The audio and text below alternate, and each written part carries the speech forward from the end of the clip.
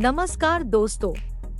आपका स्वागत है योगेश महाजन लीगल चैनल पर। योगेश महाजन लीगल चैनल पर हम आपको प्रस्तुत करेंगे नवीनतम सुप्रीम कोर्ट के फैसलों और विभिन्न अन्य न्यायालयों के फैसलों पर और विधि ज्ञान को प्रसारित करने का प्रयास करेंगे। इस चैनल पर हम न्यायिक फैसलों के महत्व को समझाने और विधि समझौतों की युक्तियों को समझाने का प्रयास करते हैं। हमारा मकसद है कानून और न्याय के क्षेत्र में ज्ञान को आपके पास पहुंचाना, तो कृपया हमारे चैनल को सब्सक्राइब करें, घंटी आइकन दबाएं, वीडियो को लाइक और शेयर करें।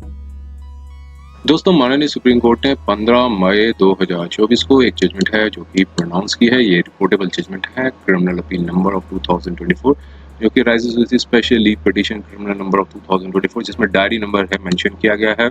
42896 ऑफ 2023, और इसमें appellate versus state and city of Delhi का ये केस है। और इसमें माननीय सुप्रीम कोर्ट ने कहा है कि अपने जजमेंट में बताया कि अगर जो रीजंस ऑफ अरेस्ट है और ग्राउंड्स ऑफ अरेस्ट में काफ़ी फर्क होता है। रीजंस ऑफ अरेस्ट जो प्रोफार्मा बना गया था और जिसमें जो पिटिशनर को मींस अपीलेंट को जो जिस ग्राउंड्स पे अरेस्ट किया गया था, तो उस पे कोई स्पेसिफिक ग्राउंड्स थे वो मेंशन नहीं किए गए थे कि जो कि ग्राउंड्स जो होने चाहिए, जो कि पर्सनल इन नेचर होने चाहिए कि क्यों किन कारणों से उनको अरेस्ट किया जा रहा है। सिंपल एक जो रीजंस ऑफ अरेस्ट में बताया गया था कि एक ग्राउंड्स बने हुए हैं परफॉर्मा में, वो एप्लीकेबल नहीं होंगे, तो ऐसा ये माना जाएगा कि जो रीजंस ऑफ अरेस्ट थे, जो ग्राउंड्स ऑफ अरेस्ट थे, वो अपीलेंट को नहीं बताए गए थे। तो ऐसे में जो इनकी जो गिरफ्तारी थी वो गैर कानूनी है, इलीगल है। और यहाँ पर माननीय सुप्रीम कोर्ट ने स्टेट के जो कंटेंशन थी, जो ग्राउंड्स था, उसको भी रिजेक्ट कर दिया। और उसमें ये बताया था कि जो पंकज बंसल की जो जजमेंट थी वो 3 अक्टूबर को प्रोनाउंस की गई थी, और अपलोडिंग इसलिए मीन्स थोड़ा टाइम लगा था, और चूंकि अरेस्ट जो थी वो 4 को की गई थी, तो माननीय सुप्रीम कोर्ट ने इस ग्राउंड्स को भी रिजेक्ट कर दिया और कहा कि जजमेंट पर प्रोनाउंस्ड हो जाए तो अपलोडिंग का जो डेट है वो मैटर नहीं करती है। मींस ये एक प्रोस्पेक्टिव जो नेचर में नहीं मानी जाएगी। और ये जो पंकज बंसल की जो जजमेंट थी माननीय सुप्रीम कोर्ट ने दी थी, वो भी इन केस पे एप्लीकेबल होगी, क्योंकि अब मैरिट्स पे माननीय सुप्रीम कोर्ट ने इस पर कोई डिस्कशन नहीं की। और उन्होंने कहा कि जो अरेस्ट थी वो गैर कानूनी थी, क्योंकि ग्राउंड्स ऑफ अरेस्ट थे वो राइटिंग में कन्वे नहीं किए गए थे। और आइए इसके कंटेंट्स को देखते हैं जजमेंट में माननीय सुप्रीम कोर्ट ने क्या कहा था। और 42 पेज की जजमेंट है, 42 पेजेस की। और यहाँ पर पैराग्राफिकली थोड़ा समझने की कोशिश करते हैं क्या कहा था। स्पेशल लीव पिटीशन थी वो फाइल की गई थी अपीलेंट द्वारा, और उन्होंने 13 अक्टूबर 2023 के हाई कोर्ट के ऑर्डर को चैलेंज किया था, जिसमें हाई कोर्ट ने इनकी जो याचिका थी क्रिमिनल मिसलेनियस थी वो खारिज कर दी थी, डिसमिस कर दी थी। और यहाँ पर उन्होंने एक रिलीफ मांगी थी जो अपने हाई कोर्ट में कि जो अरेस्ट किया गया है पिटिशनर को, वो एक वायलेशन हुआ है फंडामेंटल राइट का, आर्टिकल 2122 का। और जो एफआईआर थी जो रजिस्टर्ड हुई थी so and so police station में, और जो रिमांड ऑर्डर था जो दिया गया था लर्नर स्पेशल जज पटियाला हाउस का, उसे भी नल एंड वॉइड किया जाए, क्योंकि एक जो कंसल्ट नहीं किया गया था और उनको जो defended by the legal practitioner, जो चॉइस का जो लीगल प्रैक्टिशनर से उनको डिफेंड करने का मौका नहीं दिया गया था, तो जो कि इनके जो राइट्स गारंटीड हैं आर्टिकल 22 के अंदर कॉन्स्टिट्यूशन के अंदर, वो वायलेट हुए हैं। और इमीडिएटली रिलीज कर दिए जाए पिटिशनर को कस्टडी से। और बी फैक्ट्स क्या थे? बी फैक्ट्स ये थे, एक पुलिस स्टेशन जो है सो एंड सो जगह का न्यू दिल्ली में, वहाँ पे रेड हुई थी रेजिडेंशियल और ऑफिशियल प्रेमिसेस पे, और उनकी जो कंपनी थी और मींस जो अपीलेंट की जो कंपनी थी जिसमें वो डायरेक्टर की पोस्ट पे काम करते हैं, और उनके ऊपर एफआईआर रजिस्टर्ड हुई। और पुलिस स्टेशन पे under section 13, 16, 17, 18, 22C of UAPA act जो है, जिसे कहते हैं अनलॉफुल एक्टिविटीज प्रिवेंशन एक्ट जो 1967 का है, उसमें उनके अगेंस्ट में एफआईआर थी वो रजिस्टर्ड हुई। साथ में सेक्शन 153A और 120B जो इंडियन पीनल कोड की धाराएं भी लगाई गई थी। और जब सर्च और सीजर प्रोसीजर्स हुए, कई डॉक्यूमेंट दस्तावेज हैं और डिजिटल डिवाइसेस हैं जो कि अपीलेंट के को बिलोंग करते थे, उनकी कंपनी को बिलोंग करते थे, और जो उनके एम्प्लॉयज थे वहाँ से सीज्ड किए गए और अपीलेंट को अरेस्ट कर लिया गया था। एफआईआर विद 3 अक्टूबर में जो 2023 को जो एफआईआर थी वो रजिस्टर्ड हुई थी, और उनको इस ग्राउंड में एफआईआर के आधार पे अरेस्ट कर दिया था। और उनका जो अनेक्शर P7 में अरेस्ट मेमो भी प्रिपेयर हुआ था, जो उसी police station special cell New Delhi के जो हैं वहाँ पर रजिस्टर हुआ था, सो जगह का। और अरेस्ट मेमो में एक कंप्यूटराइज्ड फॉर्मेट था और उसमें कोई कॉलम नहीं था जो इसमें ग्राउंड्स ऑफ अरेस्ट जो अपीलेंट के जो उसमें बता हूँ। तो एक कंप्यूटराइज्ड फॉर्मेट के तौर पे एक जो अरेस्ट मेमो था वो निकाला गया था, उसमें कॉलम नहीं था ग्राउंड्स ऑफ अरेस्ट का। तो जो कि यहाँ पर ये बताया गया कि ये एक बोन ऑफ कंटेंशन है between the parties of this appeal, उसी आधार पे यहाँ पर अपील है वो डाली गई है। अब जो अपीलेंट हैं वो प्रेजेंट हुए थे, मींस उनको प्रेजेंट की मींस उनको रिप्रेजेंट किया गया था लर्नड एडिशनल सेशन जज पटियाला हाउस कोर्ट के, और अब उनको एक शॉर्ट फॉर्म में बताया गया है रिमांड जज, मींस ताकि आगे भी ये वर्ड्स यूज होंगे। तो एक रिमांड जज के तौर पे मींस उनको प्रस्तुत किया गया था 4 अक्टूबर 2023 को, और सुबह के 6 बजे ही रिमांड ऑर्डर था जिसे अनेक्शर P1 में मार्क किया गया है, जो कि रिकॉर्ड में डाला गया है। इंटरलोकेटरी एप्लीकेशन भी सुप्रीम कोर्ट में फाइल की गई थी। उस रिमांड ऑर्डर को के आधार पे मींस उनको पूरी 7 दिनों की पुलिस कस्टडी में भेज दिया गया था। 4 अक्टूबर ऑर्डर पास हुआ था 4 अक्टूबर 2023 को। और अब इसको यहाँ बताया कि जो रिमांड की जो प्रोसीडिंग्स की थी वो सीरियसली क्रिटिसाइज की गई, जो उनके जो सीनियर काउंसिल अपीलेंट के अवेयर हुए थे, और उन्होंने कहा था कि ये सब्सिक्वेंट इंसर्शन की गई है रिमांड ऑर्डर पे। और रिमांड ऑर्डर जो है पिक्टोरियल मींस जो 4 अक्टूबर 2023 का था, एक पिक्टोरियल फॉर्म में भी इस जजमेंट में लिखाया गया है। वो पिक्टोरियल फॉर्म देखिए, ये रिमांड ऑर्डर था और इस रिमांड ऑर्डर में जो हैंड रिटन रिमांड ऑर्डर था। और अब यहाँ पर अपीलेंट ने इस पे क्वेश्चन किया इनकी अरेस्ट पे और कहा कि जो रिमांड जज ने जो कस्टडी दी गई थी 4 अक्टूबर 2023 को, और उसके मींस एक क्रिमिनल मिसलेनियस केस नंबर था, वो हाई कोर्ट ऑफ दिल्ली में फाइल किया गया था, जो कि हाई कोर्ट ने रिजेक्ट कर दी थी। और उनकी जो डिटेल जजमेंट आई थी 13 अक्टूबर 2023 को, और उस जजमेंट को स्पेशली पिटीशन से चैलेंज किया गया था। अब सबमिशंस दिए गए थे अपीलेंट की साइड से, और ये ग्राउंड्स थे वो रेज किए गए थे। ये FIR नंबर जो है वो कुछ नहीं है, बल्कि एक सेकंड FIR है, सेम फैक्ट्स पे रजिस्टर्ड की गई थी। जो इससे पहले की जो FIR थी वो पुलिस स्टेशन इकोनॉमी EOW जो दिल्ली पुलिस के हैं उन्होंने रजिस्टर्ड की थी, जो कि एक उसमें FIR में कहा गया था कि वायलेशन हुई है फॉरेन डायरेक्ट इन्वेस्टमेंट की, रेगुलेशंस की, और जो अदर लॉ एग्जिस्ट करते हैं मींस कंट्री में, जिसकी वजह से देश को नुकसान हुआ, एक्सचेकर को नुकसान हुआ। और अपीलेंट उसकी भी FIR अपीलेंट को प्रोवाइड नहीं की गई थी। और EOW FIR में जो प्रेडिकेट ऑफेंसेस थे वो मींस डिस्क्लोज किए गए थे। डायरेक्टरेट ऑफ इन्फोर्समेंट जो ED ने एक इन्फोर्समेंट जो केस इंफॉर्मेशन रिपोर्ट है ECIR जिसे कहते हैं, वो रजिस्टर्ड किया था सेक्शन 3 और 4 prevention of money laundering act के तहत। तो ED ने फिर काफ़ी एक्सटेंसिव रिसर्च और सीजर्स किए थे कई ठिकानों पे जो उनकी कंपनी है जिसमें अपीलेंट डायरेक्टर है, और कंपनी ने ECIR को भी चैलेंज किया था। जो रिट पिटीशन क्रिमिनल नंबर 100 जो इंटरिम प्रोटेक्शन थी वो ग्रांट कर दी गई थी हाई कोर्ट द्वारा 21 जून 2021 को, और अपीलेंट को इंटरिम प्रोटेक्शन में एंटीसिपेटरी बेल भी दे दी गई थी 7 जुलाई 2021 को। अब यहाँ पर एक जो FIR एक और रजिस्टर्ड हुई थी वो कोर्ट ने मींस सबमिशन दी कि एक प्योर कॉन्जंक्चर और सरमाइसिस पे दी गई है, कोई सब्सटेंस नहीं है एलिगेशंस में। और जो कंटेंट्स ऑफ FIR थे जो प्रोवाइड किए गए थे वो एक डिस्क्लोज करते हैं, प्योरली एक फिक्शनल स्टोरी करते हैं। और FIR जो है वो ना ही पब्लिक डोमेन पे दी गई थी और ना ही कॉपी थी, वो सब अपीलेंट को सप्लाई की गई थी जब तक कि उनकी अरेस्ट नहीं कर लिया गया और रिमांड में नहीं भेज दिया गया, जो कि एक कंप्लीट वायलेशन है फंडामेंटल राइट का और पर्सनल लिबर्टी जो उनको दी गई है आर्टिकल 20, 21 और 22 में। और अभी एक जजमेंट आई थी Pankaj Bansal versus union of India की, एक ये जजमेंट आई थी 2023 की 4 अक्टूबर को प्रोनाउंस की गई थी, 3 अक्टूबर को सॉरी ये प्रोनाउंस की गई थी। और उस जजमेंट में ये बताया था कि ये अर्ज किया कि जो पंकज बंसल की जजमेंट थी उसमें माननीय सुप्रीम कोर्ट ने इंटरप्रिटेशन किए थे सेक्शन 19 सब पार्ट 1 ऑफ PMLA एक्ट, जो कि एक पारामेट्रिया है, जो प्रोविजंस बताए गए हैं section 43B1 of the UAPA, और इसमें वो जजमेंट के भी प्रिंसिपल्स, रेशो ऑफ प्रिंसिपल्स जो हैं वो एप्लीकेबल होंगे अपीलेंट के ऊपर। और साथ में ये बताया कि जो पंसल की जजमेंट के बाद ये अरेस्ट किया गया कि ग्राउंड्स ऑफ अरेस्ट थे वो फर्निश नहीं किए गए थे अपीलेंट को, और जब उनकी गिरफ्तारी हुई थी और रिमांड करते समय कस्टडी को अपीलेंट में रखना एक ग्रॉसली इलीगल था और नलिटी है in the eyes of the law, और जो कि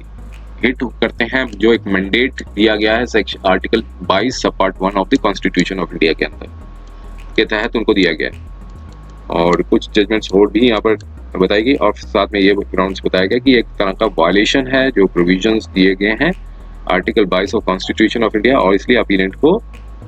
एक डायरेक्शन मींस उनको एक डायरेक्शन मिलनी चाहिए कि और इनकी जो रिमांड ऑर्डर को क्वैश कर दिया जाना चाहिए और कस्टडी से इमीडिएटली रिलीज कर देना चाहिए। और एक्शन था इन्वेस्टिगेटिंग ऑफिसर को वो, और उनको रिमांड में लिया गया था, वो ना सिर्फ मालाफाइड था बल्कि एक फ्रॉड भी किया गया है एक तरह का हाईएस्ट ऑर्डर पे। अब रिमांड ऑर्डर को देखा जाए, कोर्ट ने की तरफ देखा, उन्होंने यहाँ पर ग्राउंड बताया कि रिमांड ऑर्डर जो आया था 4 अक्टूबर 2023 को आया था, और अपीलेंट को पूरी रात जो है इन्वेस्टिगेटिंग ऑफिसर ने रखा था और ग्राउंड्स ऑफ अरेस्ट तक नहीं बताए गए थे, और जो उनको रिमांड जज के सामने प्रस्तुत किया गया था 4 अक्टूबर 2023 को अर्ली मॉर्निंग में, जो बिना किसी इन्फॉर्म किए जो उनके एडवोकेट एंगेज किए गए थे अपीलेंट द्वारा, जो कि कांटेक्ट में थे इन्वेस्टिगेटिंग ऑफिसर में, क्योंकि इन्होंने प्रोसीडिंग्स को पुलिस स्टेशन में अटेंड किया था जहां उनका रजिस्टर्ड हुई थी, अरेस्ट हुए थे। अब यहाँ पे बताया कि जो क्लैंडस्टिनली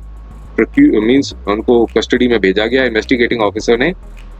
अपीलेंट को रिमांड जज की रेजिडेंस में प्रेजेंट किया था और 6 बजे प्रेजेंट किया था, और जो रिमांड था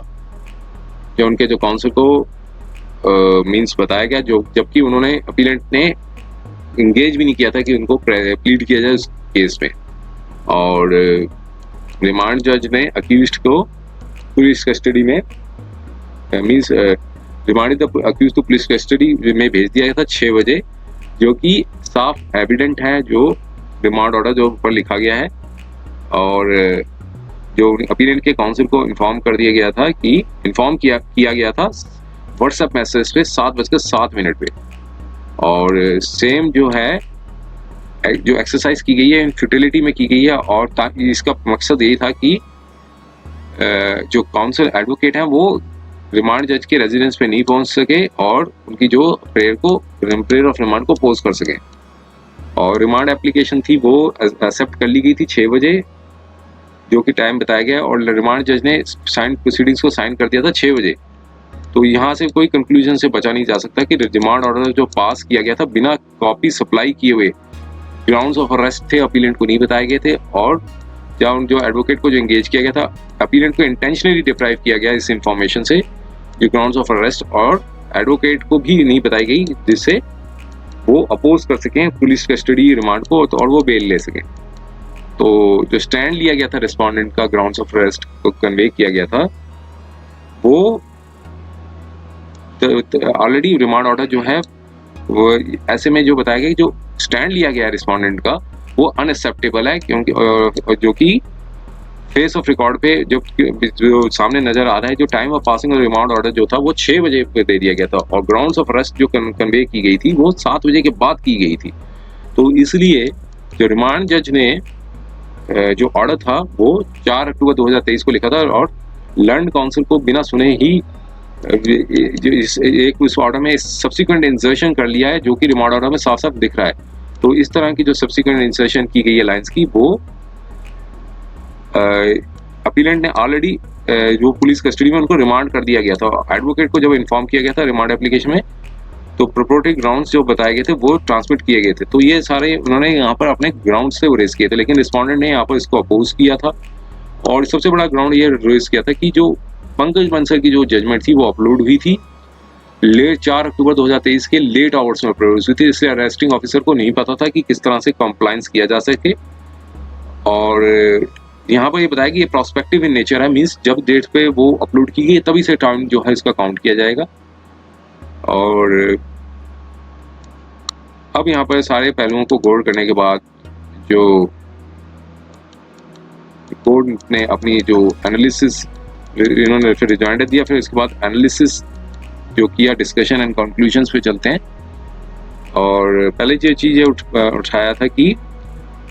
जो कंटेंशन थी एएसजी की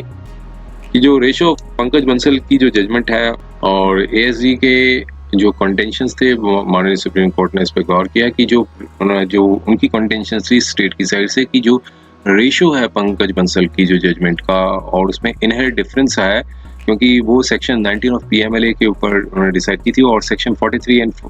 43 बी ऑफ यूपीए। तो यहाँ पर अब इस सबमिशंस को भी माननीय सुप्रीम कोर्ट ने एनालाइज किया और पहले जो पंकज बंसल की जो जजमेंट आई थी उसके जो पैराग्राफ्स थे, पैरा नंबर 32 को इन्होंने एनालाइज किया, रिप्रोड्यूस किया। यहाँ पर ये बताया कि आर्टिकल 22 जो है संविधान का, वो ये बताता है कि किसी भी पर्सन को अरेस्ट किया जाता है तो बिना जो ग्राउंड्स ऑफ अरेस्ट है बताना बहुत जरूरी है, और जो कि ये फंडामेंटल राइट्स है, गारंटीड है हर अरेस्टेड पर्सन के। तो ये जो कंटेंट्स थे वहाँ पर रिप्रोड्यूस किए और फिर इसका जो मेन पॉइंट है उसमें ये बताया गया है कि जो कम्युनिकेशन है ग्राउंड्स ऑफ अरेस्ट की जो बताई गई है आर्टिकल 22(1) ऑफ कॉन्स्टिट्यूशन के तहत, तो और section 19 of the PMLA act की, तो ये हायर पर्पस सर्व तभी होगा जब इसकी ड्यू इम्पोर्टेंस देनी बहुत जरूरी है, कम्युनिकेशन ऑफ अरेस्ट। तो अब यहाँ उस केस में क्या हुआ था कि कोई रीज़न नहीं बताया गया था कि कॉपी ऑफ रिटन ग्राउंड्स हैं क्यों नहीं फर्निश्ड किए गए थे अरेस्टेड पर्सन्स को। तो दो प्राइम रीजंस थे जो कि उस केस में फॉलो हुए थे। पहला कि जो ग्राउंड्स ऑफ जो अरेस्ट थे वो ऑरली जो है अरेस्टेड पर्सन्स को बता दिए गए थे, और तो उस केस में ये बताया कि जो words of the arrested person जो है ये ड्यू कॉम्प्लायंस बनता है कि नहीं बनता, तो ये उस केस के बारे में जो पॉइंट्स थे वो मीन्स यहाँ पर रिप्रोड्यूस किया था। और सेकंड रीज़न ये था कि जो प्रॉपर कोर्स है कि वो अडॉप्ट करना कि कॉन्स्टिट्यूशनल ऑब्जेक्टिव को कि अरेस्टेड पर्सन को इंफॉर्मेशन देनी जरूरी है, और अगर कन्वेंस नहीं दी जाती तो कन्वेंस देने से क्या होगा कि उसे पता चलेगा कि क्यों उसे अरेस्ट किया जा रहा है, और ताकि वो एक लीगल काउंसिल भी एनेबल है, मीन्स अपना आपको सक्षम हो सके कि लीगल काउंसिल भी एंगेज कर सकें। तो उस केस में क्या होता है, उस केस में ये होता कि सेक्शन 45 के ऊपर बताया गया था कि वो उसे बेल मिलनी चाहिए कि नहीं मिलनी चाहिए, अगर इफ़ ही चूजेस टू, अगर बेल लेना चाहते हैं तो कि वो उस ग्राउंड्स पे आप ले सकते हैं। तो उस सारे जजमेंट के जो यहाँ पर कंटेंट्स थे यहाँ पर मेंशन किए। अब इस केस पे आते हैं। इस केस पे माननीय सुप्रीम कोर्ट ने कहा कि सेक्शन 19 ऑफ पीएमएलए एक्ट है और सेक्शन 43 ए, बी और सी उस सेक्शन जो यूएपीए के जो एक्ट है उसको यहाँ पर रिप्रोड्यूस किया, यहाँ पर एनालाइज किया। सेक्शन 19 ऑफ पीएमएलए बताता है पावर ऑफ अरेस्ट के बारे में बताता है, और सेक्शन जो 43 ए, बी और सी जो यूएपी है वो भी पावर ऑफ अरेस्ट सर्च के बारे में बताते हैं। अब दोनों सेक्शंस को कोर्ट ने जो परस्यू किया और पाया कि कोई सिग्निफिकेंट डिफरेंस नहीं है। जो लैंग्वेज यूज़ की गई है सेक्शन 19 ऑफ पीएमएलए एक्ट की और section 43 B of UAPA act की, वो ये जो देखने पर ये पता चलता है कि जो इंफॉर्मेशन ग्राउंड्स की देनी बहुत ज़रूरी है। और जो पंकज बंसल के केस में जो बताया गया था कि अरेस्ट पर्सन की जो, तो इस कंटेंशन को एएसजी की थी उसको रिजेक्ट कर दिया कि सेक्शन जो 43 बी जो है वो वर्बेटम है सेक्शन 19 ऑफ पीएमएलए एक्ट का। तो जो कंटेंशन रेज की गई थी कि कुछ वेरिएशन है उस पर ओवरऑल प्रोविजंस को, तो इसलिए कोई ज़्यादा इफेक्ट नहीं पड़ेगा, इसलिए बताने के मीन्स। तो यहाँ पर कोर्ट ने कहा कि जो इंटरप्रिटेशन को जब गोल्डन रूल्स ऑफ इंटरप्रिटेशन थी उसको अप्लाई किया, क्योंकि जजमेंट में पंकज बंसल की जजमेंट में जो एनालाइज किया जा चुका था सेक्शन 19 ऑफ पीएमएलए एक्ट का। तो और यहाँ पर ये बताया कि अरेस्टेड पर्सन का बताना जरूरी है। जो अब यहाँ पे बताया कि उसे भी पैरी पैसिव है द पर्सन अरेस्टेड जो होंगे, जो केस रजिस्टर जो यूएपीए के अंदर होंगे, तो मीन्स सेम जो प्रिंसिपल्स हैं वो यूएपीए के ऊपर भी एप्लीकेबल होंगे, क्योंकि सेक्शन में कोर्ट ने बताया कि ऐसा कोई डिफरेंस नहीं है। तो और उस केस में बताया था कि एक कोई ग्राउंड्स ऑफ अरेस्ट जो है वो राइटिंग में देना जरूरी है, और रिटन ग्राउंड्स ऑफ अरेस्ट जो है वो अरेस्टेड पर्सन को देना जरूरी है बिना किसी एक्सेप्शन के। तो ये अब यहाँ पर बताया कि राइट ऑफ लाइफ और पर्सनल लिबर्टी जो है वो एक फंडामेंटल सैक्रोसैंक्ट है फंडामेंटल राइट का, आर्टिकल 20, 21 और 22 ये कहता है। और अब यहाँ पर जो राइट है ग्राउंड्स ऑफ अरेस्ट जो है वो फ्लो करता है, जो right of to be informed, जो सूचना देना जरूरी है, जो ग्राउंड्स ऑफ अरेस्ट जो फ्लो करता है article 22 of the 1 of the constitution, और किसी प्रकार का भी इन्फ्रिंजमेंट होना तो वो पूरे प्रोसेस को विशिएट कर देता है, मींस स्पॉइल कर देगा अरेस्ट और रिमांड को। अब सिर्फ इस ग्राउंड पे कि चार्जशीट फाइल कर दी गई है इस मैटर पे, तो ये वुड नॉट इलीगलिटी नहीं मानी जाएगी। तो अगर सिर्फ इसको कह देना कि ये चार्जशीट फाइल कर दी गई है तो will not validate the illegality. तो यहाँ पर ये कहा कि इस तरह का भी एक इलीगल प्रोसेस ही माना जाएगा। कोर्ट ने कहा कि इस तरह का भी इलीगल प्रोसेस बनाया जाएगा कि अगर उसे इंफॉर्मेशन नहीं दी जाती, ग्राउंड्स ऑफ अरेस्ट की जो इंफॉर्मेशन नहीं दी जाती है। अब एएसजी ने एक लैंग्वेज जो थी सेक्शन आर्टिकल 22(5) ऑफ कॉन्स्टिट्यूशन को मीन्स रेफर किया। तो यहाँ पर कोर्ट ने कहा कि अब ये मीन्स अब उस सबमिशन को भी कोर्ट ने कहा कि हम उस पर भी इम्प्रेस नहीं होते हैं। और अब यहाँ पे कहा कि जो सेम प्रिंसिपल यहाँ पर आर्टिकल 22 सब पार्ट 5 ऑफ द कॉन्स्टिट्यूशन को देखा जाए तो ये मैंडेटरी है कि जो कम्युनिकेट करना ग्राउंड्स ऑफ अरेस्ट को राइटिंग में देना जरूरी है, जो भी अरेस्टेड और डिटेंशन को दिया जाता है। तो कॉन्स्टिट्यूशनल मैंडेट बेशक नहीं है आर्टिकल 22 और 5 के अंदर की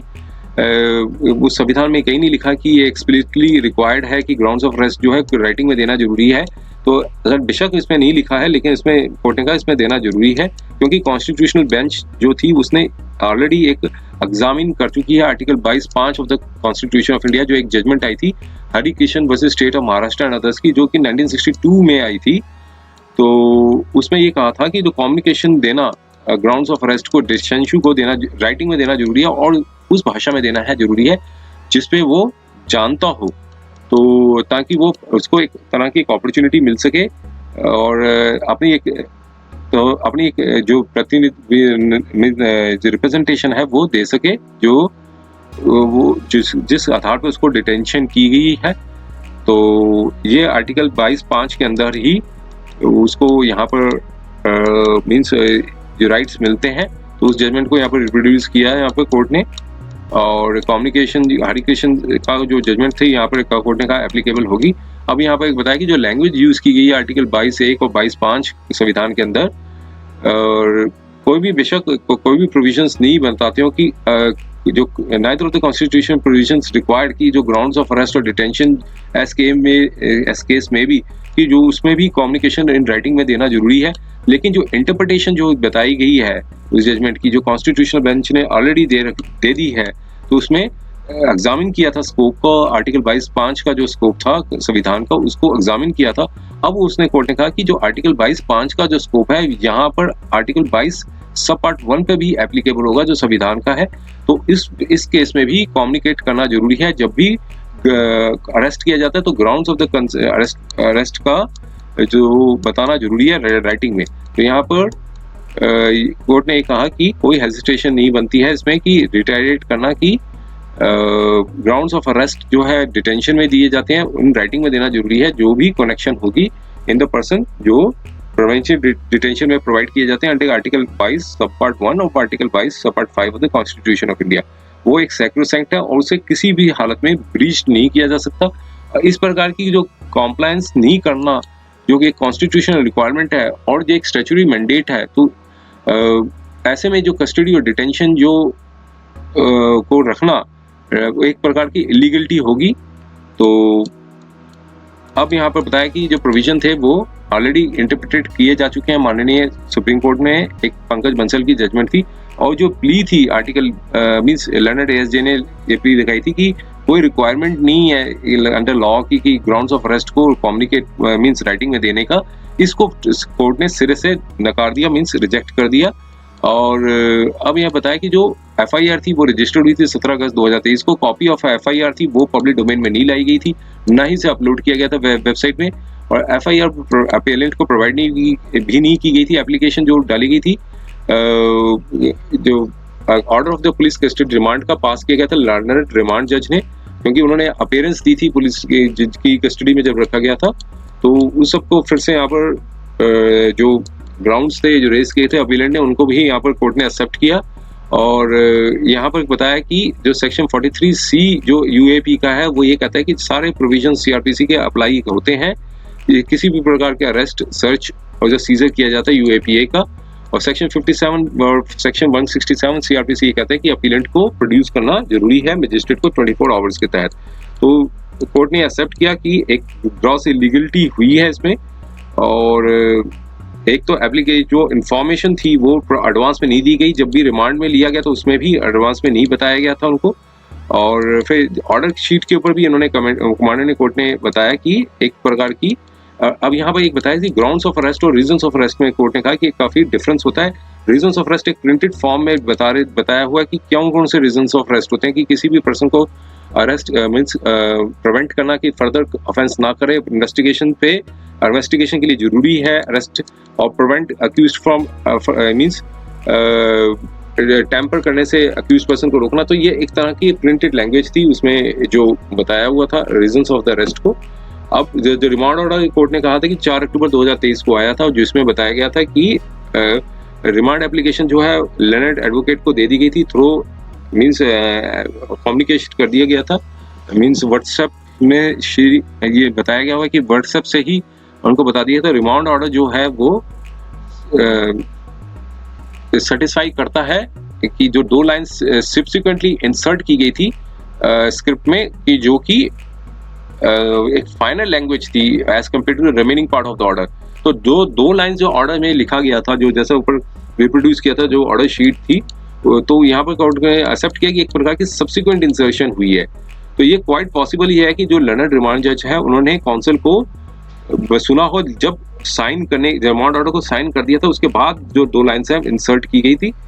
तो these lines was inserted without intending any harm of malignation the fact of the order की रिमांड जो ऑर्डर था वो ऑलरेडी 6 बजे सुबह के 6 बजे पास कर दिया गया था। तो अब यहाँ पर कोर्ट ने पूरी तरह से एक्सेप्ट किया कि एक प्रकार की एफआईआर जो है वो एक एनसाइक्लोपीडिया नहीं होती है, और जस्ट ये एफआईआर इसलिए की जाती है कि process of criminal justice motion में लिया जा सके, और इन्वेस्टिगेटिंग ऑफिसर की पावर होती है कि इन्वेस्टिगेट करे और सारे रेलिवेंट मटेरियल्स को कलेक्ट करे। एक्सटेंसिव आर्ग्यूमेंट्स भी जो लर्नड काउंसिल थे अपीलेंट के उन्होंने यहाँ पर दिए थे, और अब पूरे सब कोर्ट ने सबको गौर किया और पाया कि अपील जो थी वो इलीगलिटी ऑफ द प्रोसेस थी, और अपीलेंट को अरेस्ट किया गया था और पुलिस कस्टडी में भेज दिया गया था। अब उसको अभी ऐसे केस में मेरिट्स ऑफ द केस को एग्जामिन करने की अभी आवश्यकता नहीं है, और इस पॉइंट को भी नकार दिया एएसजी के कि जो पंकज बंसल की जो जजमेंट थी वो अपलोड हुई थी 4 को, प्रोनाउंस जो थी 3 अक्टूबर को हुई थी और अपलोड हुई थी 4 अक्टूबर को। लेकिन अब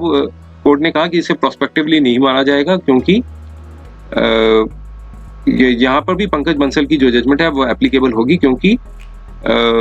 जो पंकज बंसल की जो जजमेंट थी वो 3 अक्टूबर 2023 को डिलीवर कर दी गई थी। सिर्फ कॉन्जेक्चुरल सबमिशन ये देना कि लेट अपलोड हुई थी इस जजमेंट में, तो लर्नर के उनको परमिशन नहीं दी जाती कि वो आर्ग्यू करें कि रेशियो पंकज बंसल की जजमेंट जो है इस प्रेजेंट केस पे एप्लीकेबल नहीं होगी। तो अब यहाँ पर फर्म ओपिनियन दिया कि कोर्ट ने जब एक दफ़ा इंटरप्रेटेड कर दिया है प्रोविजन ऑफ स्टैच्यू को, और जो कॉन्स्टिट्यूशनल स्कीम्स में means in context to the constitutional schemes में इंटरप्रेटेड कर दिया, और फिर जो ग्राउंड्स ऑफ अरेस्ट जो है वो कन्वे कर दिए गए, तो उसमें ये बताया गया था कि ग्राउंड्स ऑफ अरेस्ट जो है अक्यूज पर्सन को राइटिंग में देना जरूरी है जितनी जल्दी हो सके। तो रेशियो ऑफ लॉ जो है वो लॉ ऑफ द लैंड बन चुका है, जितनी भी इंडिया की जितनी कोर्ट्स हैं उस bye article 141 of the constitution of India के तहत। तो अब यहाँ पर बताया कि ग्राउंड्स ऑफ अरेस्ट क्या एक्चुअली कन्वे किए गए थे अपीलेंट को, और उनको रिमांड किया गया था इन्वेस्टिगेटिंग ऑफिसर द्वारा। तो अब यहाँ पर कोर्ट ने इस पर भी गौर किया और कहा कि जो अरेस्ट मेमो था वो सिर्फ ये कन्वे किया गया था ग्राउंड्स को, और जो अरेस्ट मेमो एक सिंपली परफॉर्मा है, जो फॉर्मल रीजंस जो हैं वो बताए गए हैं, और जो रीजंस ऑफ द अरेस्ट और ग्राउंड्स ऑफ अरेस्ट में एक सिग्निफिकेंट डिफरेंस होता है। रीजंस ऑफ अरेस्ट जो है वो प्योरली फॉर्मल पैरामीटर्स के ऊपर बताया गया था, और उसमें बताया गया था कि प्रॉपर इन्वेस्टिगेशन के लिए जरूरी है ताकि एक्यूज पर्सन टेम्पर ना कर सके, डिसअपीयर ना हो सके, या फिर विटनेस की जो ये सारी जो लैंग्वेज थी वो एक प्रिंटेड जो थी वो फॉर्मेट में बताई गई थी। अब यहाँ पर बताया कि जो ग्राउंड्स ऑफ अरेस्ट में क्या होता है कि सारे जो डिटेल्स इन हैंड जो इन्वेस्टिगेटिंग ऑफिसर के पास होने चाहिए वो जरूरी है बताना, अरेस्टेड मींस अक्यूज को जो अरेस्ट किया जाता है। तो ग्राउंड्स ऑफ अरेस्ट जो है वो एक पर्सन जो invariably personal to the accused, तो मींस किस आधार पर उसको अरेस्ट किया गया, जो ग्राउंड्स है वो सिर्फ अक्यूज्ड के ऊपर ही पर्सनल होंगे, ऐसा कोर्ट ने बताया। तो इसलिए उसे इक्वेट नहीं किया जा सकता जो रीजंस ऑफ अरेस्ट है, जो कि एक जनरल नेचर के ग्राउंड से बनाए हुए हैं। जो तो इसमें ग्राउंड्स ऑफ अरेस्ट क्या क्या बने हैं, क्यों अरेस्ट किया जा रहा है, वो सारे के सारे अक्यूज से संबंधित होने चाहिए, तो उसे इक्वेट नहीं किया जा सकता रीजंस ऑफ अरेस्ट से। तो डिटेल एनालिसिस पे कोर्ट ने कहा कि जो copy of the remand application जो दी गई थी, ग्राउंड्स ऑफ अरेस्ट थी, वो नहीं प्रोवाइड की गई थी, और जो ऑर्डर ऑफ रिमांड था वो 4 अक्टूबर 2023 को था, जो कि एक पूरे प्रोसेस को विशिएट करता है, और जो सब्सिक्वेंट रिमांड जो की गई थी वो भी इसको विशिएट करता है, और इसलिए हाई कोर्ट के जो ऑर्डर को सेट असाइड कर दिया। और चूंकि अब कोर्ट ने कहा कि अपीलेंट को बिना furnished bail bond means furnished किए बिना रिलीज कर देना चाहिए, लेकिन यहाँ पर कोर्ट ने कहा एप्रोप्रिएट राइट ये बनता है कि अपीलेंट को रिलीज किया जाता है कस्टडी से, और वो फर्निश करें बेल बॉन्ड को to the satisfaction of the trial court. तो कोर्ट ने यहाँ पर ये भी क्लेरिफाई कर दिया कि कोई भी जो ऑब्जर्वेशन है वो मेरिट्स के ऊपर निर्णय नहीं किया, अपील को इस भी टर्म्स पे अलाउ कर दिया, और पेंडिंग एप्लीकेशन थी उसको डिस्पोज कर दिया। जजमेंट आई थी 15 मई 2024 को।